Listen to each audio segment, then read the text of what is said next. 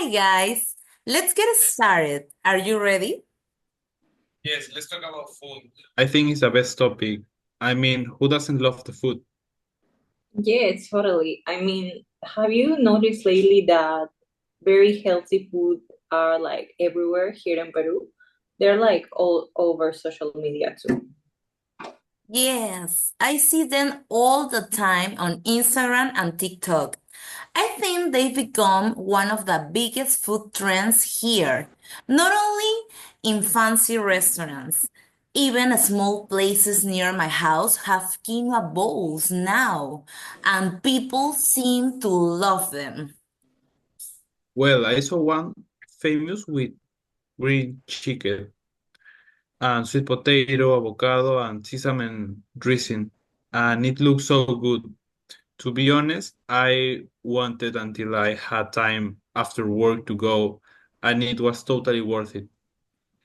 Oh, and did you like it? Yes, obviously, it was delicious. I thought I was going to be healthy and boring, but it was really tasty and satisfying. Honestly, I felt full, but not even like when eat something fried.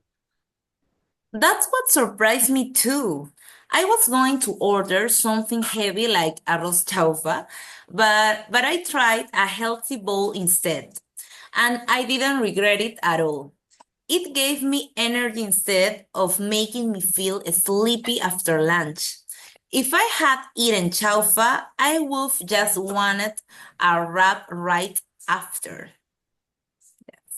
That's the big thing, right? Like when we eat really fried food or heavy food, we like to take a nap.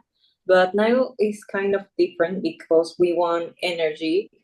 We don't want to be as tired as we were before. So I think food trends like these are changing the way young people eat and think about food.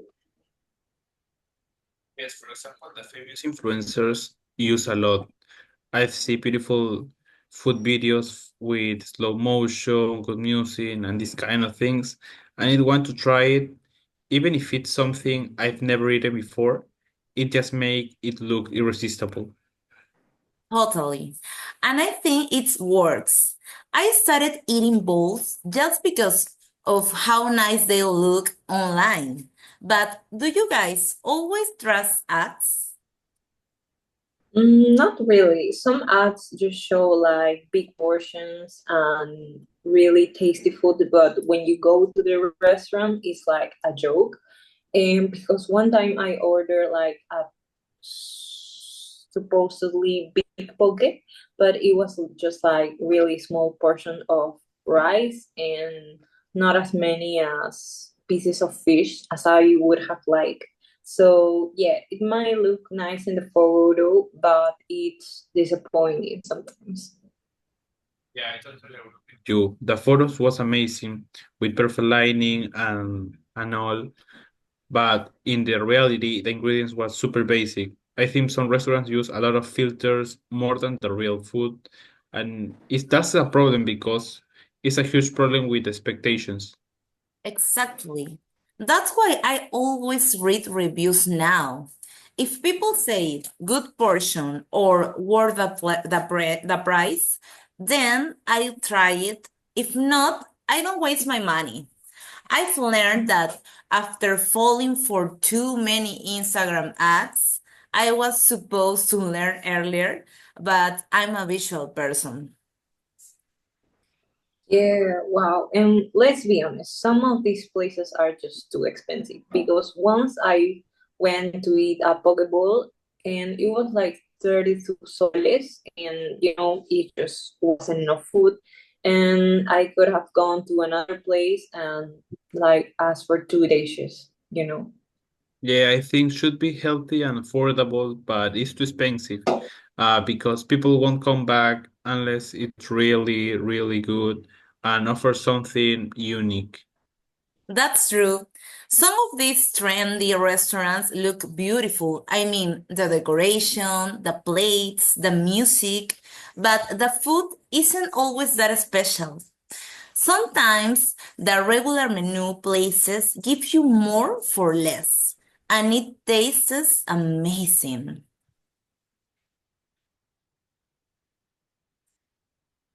Yes, that's right. Like also it's like behind the food trends, like my parents still eat really Peruvian food, like lentejitas, tallarín, lomo saltado, and no chia, no tofu, and no quinoa, none of that. Yes, same with mine. I once told to my dad about almost milk, and he said milk comes from cows, not from nuts. And it was like, okay, fair enough. Classic. But I think that's fine. Not everyone has to follow trends. What matters is that we have options and that people can choose. I still love my arroz con pollo, but I also enjoy a good bowl sometimes when I want to eat light. Yes, I mean, I think balance is everything. Can eat a salad on Monday and eat a ceviche on Sunday. Yes, and you speak ceviche.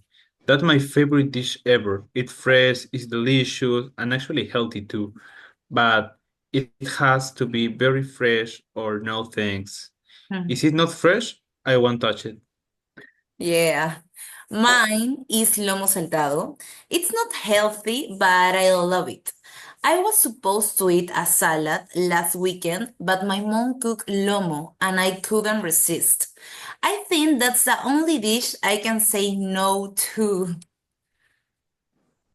Yes, that kind of always happens to me too. Like, I just love the ají de gallina that my grandma makes. So, yes, it's just not great to change the original recipe. Yes, I agree. For example, I think that traditional food is part of our culture, but food trends can help us to explore new ingredients and improve more habits. For example, 10 years ago, I didn't even know what chia seeds were, and now they in everything. For example, in juices, in breads, and maybe in desserts. Exactly. And I think that's one of the best things about food trends. They give us more choices, but we have to be careful not to believe everything we see online. Yes. Yes, and if something looks too perfect, it's probably fake, or edited. So it's better to listen to real opinions, real people, you know, just real. Yes, totally. If a restaurant offers good ingredients, enough food, and fair price, I will support it. But if it is about Instagram photo, I'm not to taste. I think that bye. Yeah, I know what you mean. So, in conclusion, food trends in Peru are growing, and it's great to have new options. But we should always choose what works for our bodies, our lifestyles, and of course, for our wallets. Yes, and always remember, never trust a photo just because it looks perfect or a food that looks perfect. So true. Yes, yes. Great job, team. Now I'm starving. Let's go grab something after this, but real food, not Instagram food. Yeah.